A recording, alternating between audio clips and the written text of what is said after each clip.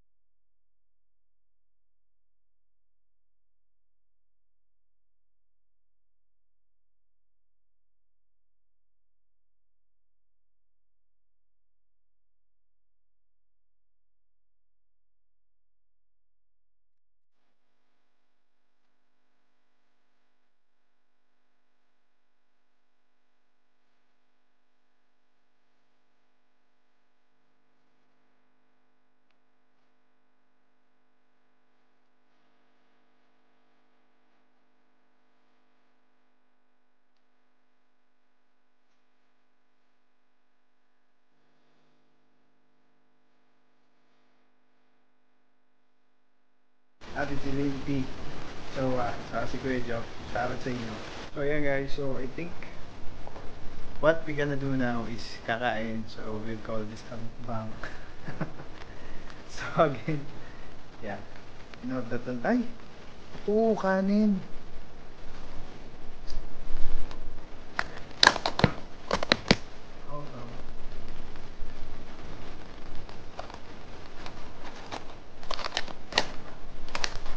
I'm so sorry, Ate Jeline, pero hindi po natin matatry ito dahil hindi ako makain na ng kanin. So, yeah. Again guys, ano to parang, ano yung Chinese rice? Kampong ba yun? Sa ano yung sikat? So, ito yun. If you want to try, ito yun ito. Let's see.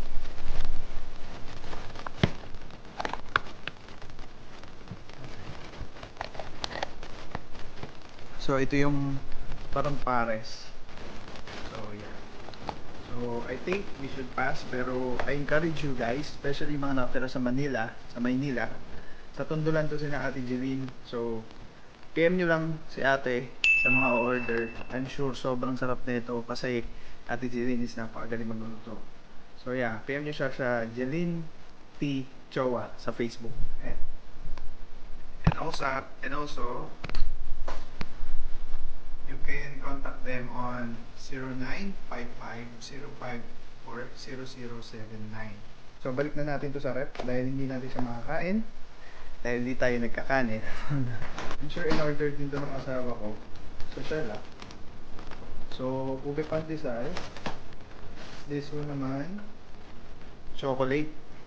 Tapos this one, I'm not sure pero pula siya. So, I think parang strawberry. I think strawberry. So, kakain tayo niyan siguro. I think, tagdadalawa. Init natin sa steamer. Tapos wala siyang title eh. Pero tatanong ko kay Mrs. pag gising. Lalagay natin dyan yung contacts nila. Para if you want guys to try din. Especially pag natikman natin kung masarap talaga. Gusto kong matikman nyo rin. So, yeah, init muna natin habang nagde-devo tayo. Sama ko kayo. Right.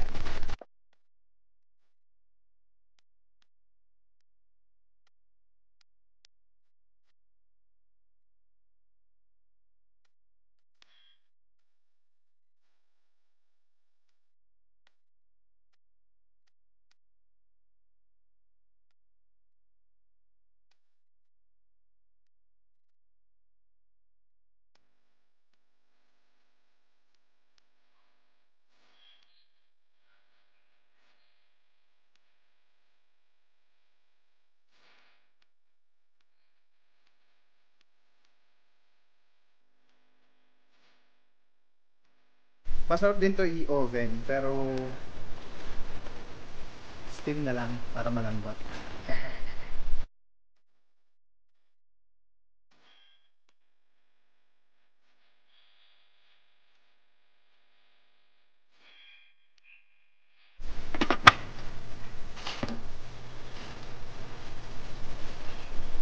Alright guys.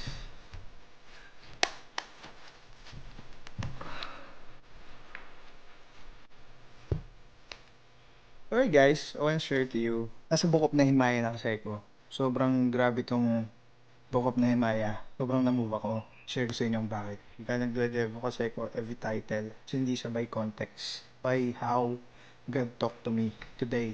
On that same day. Kung paano siya in-impress sa akin ni Lord. Basahin ko na sa inyo ang introduction. 445 BC, the Persian king Artaxerxes sent Nehemiah and Israelites who was a trusted official to help rebuild the walls of Jerusalem. With Nehemiah went the third wave of returning Jewish exiles. There was intense opposition from the other peoples in the land and disunity within Jerusalem. Despite this opposition, Nehemiah rebuilt the walls. He overcame these threats by taking wise defensive measures. By personal example and by his obvious courage, Nehemiah did what God had put into his heart and found that the joy of the Lord was his strength. When the people began once again to fall into sin, Nehemiah had Ezra read to them from the law. Nehemiah served twice as governor. The author is unknown, although parts come from Nehemiah's own writings. So ito na yung yun yung introduction pa lang. So sobrang namuba ko kasi lahat ng words nag-strike sa akin, yung rebuild, yung disunity, and talagang yung challenge na nangyayari ngayon. Especially sa akin personally, explain sa inyo mamaya. So, first title is Report from Jerusalem. So, Nehemiah 1, verse 1 to 3. Sabi dito, the words of Nehemiah the son of Hakaliah. Now it happened in the month of Chislev, in the 20th year. So, parang sabi ko na ano kagad ako. Nasya ako, 20th year. Year natin ngayon is 2020. So, I was in Susa, the capital. that Hanani, one of my brothers, came with certain men from Judah, and I asked them concerning the Jews who escaped, who had survived the exile, and concerning Jerusalem, and they said to me, the remnant there in the province who had survived the exile is in great trouble and shame. The wall of Jerusalem is broken down, and its gates are destroyed by fire. So yun. So, yung nag-strike sa akin dito, basahin ko sa inyo yung yung application ko. Ayan, natapos ko na kasi to. So, sinulat ko dito, year 2020, we survived, we escaped from the wrath of the enemy. Though it's hard, we're in great trouble and shame, but we use this fire to flame. So kasi, honestly guys, yung parang, I feel, parang, I'm undergone, parang depression, and sobrang, at some point, sometime, parang nalulungkot ako, na, hindi ako makalabas, parang, tapos, of all the news na dumadami yung mga victims ng pandemic and all. So, alam mo yun, parang at some point, pero honestly, personally, yung pagbablog ko, yun talaga yung mas doon ako naapektuhan. Na that's what I love to do and that's what I wanna do. Pero I can do it now. Kasi nga, dahil may COVID, di ba? So, it's not safe. So, I feel parang God is telling me that I escaped and I survived. So, tas sabi dito, I am in great trouble and shame. Kasi, yun nga, kaya nga, ngayon, pagka talagang, meron sobrang thank you sa mga, kayo, mga nandyan pa rin, may sumusuporta, 100, 50, 200, 300, 500, 1,000, na nandyan pa rin para sumuporta, ipapapaw, mga solid. So, thank you so much kasi sobrang nakaka-encourage kayo, saka nakakalakas ng loob. Saka sobrang napapasaya ako every time nag-upload ako. Kahit hindi clear yung operation yung mga vlogs ko. So, yun na nga. So, maalala nyo sa introduction, sabi dito is rebuild. So, yun na yung ginagawa ko ngayon on how I rebuild myself. Pero, not to the point na, kasi di ba dito sa verse 1, sabi dito, wall of Jerusalem is broken, and that is me. I am broken. Literally. And its gates are destroyed by fire. So, naisip ko lang, kung sinira ako ng fire, parang, if the fire is these challenges, na I should stay home, I should stay in the house, and I should do all this stuff, na, as a dad. So, parang sabi ko, I have to use this fire to flame myself, to be in faith, to have, alam mo yun, to have a better purpose on how I rebuild myself. So, yun yung ginagawa ko ngayon. I'm doing daily vlogs, I'm doing raw vlogs, to the point, I'm not to please people. I'm not, alam mo yun, but to really, yung i-document, it, actually, all these vlogs for Trab, para sa anak ko, sa mga magiging anak ko pa. And, at some point, parang, darating yung time na, makikita niya, or ng mga anak ko, on how was it, yung tatay niya.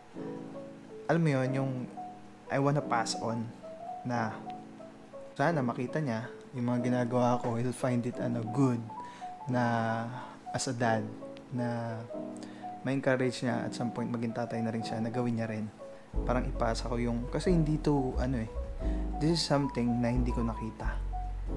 Wala pang vlog dati, wala pang mga camera, baka Kodak lang yun. So yeah, I'm making the opportunity using the platform to really, alam mo yun, to pass it on and show my sons and daughters na kaming mag-asawa, mga magulang nila did everything to raise them and maging maayos, maging mapalaki silang maayos at mga hindi namin naranasan ng bata kami, gusto ko maranasan ng anak ko, at yung mga naranasan ko ng bata ako na mga negative naman, hindi maranasan ng anak ko. Pero still, si Lord pa rin naman yun. And all this is, si God pa rin yung may gawa nito. And siya yung talagang nag-move ng everything. So, yeah. So, that's how I am rebuilding now yung platform ko, my channel. If ever man, na hindi man ako makabalik sa clearing operation. Pero honestly, promise, makakabalik ako. Makakabalik ako sa clearing operation. At babalik ako. Pero siguro matagal. Hindi ko lang alam kung kailan. Pero yun na nga, I'm rebuilding now na, alam mo yun, at some point to inspire others din na it's okay to be a dad. It's okay to do house chores. It's okay, alam mo yun, parang hindi baduy na magluto, hindi baduy maglinis ang bahay, hindi baduy na laruin yung anak mo, hindi yun nakakababa ng pagkalalaki mo. So yun yung mga bagay na gusto kong, tulad na sabi ko, this is for Trav, gusto kong sabihin sa anak ko, specifically kay Travis, na anak, it's fine, you're doing a great job. Hindi mo kailangan, kasi lumaki rin ako sa society and community na yung wala pa kami mga asawa pero pinagtatawanan na namin yung mga tigasin, yung mga tigasaing, tigaluto, tigasaing, yung mga takot sa asawa, ganyan. But it's fine. It's fine if you have fear in God. You know your purpose, you know your obligations, you know your, alam mo yun, mga responsibilities mo. So, there's nothing wrong as long as you're doing your job. You're doing good, di ba? Pero if you didn't do your job well, or at least do it right, that's something na sigurado magre-result to something bad. So yun lang, na-share ko lang yun. So ngayon, nasa na tayo, sa next title. Ang title niya is Nehemiah's Prayer. And I wanna let you guys, parang join me dito sa devotion ko na to. And tapos na yung ating pandesal, kunin na muna natin. Alright.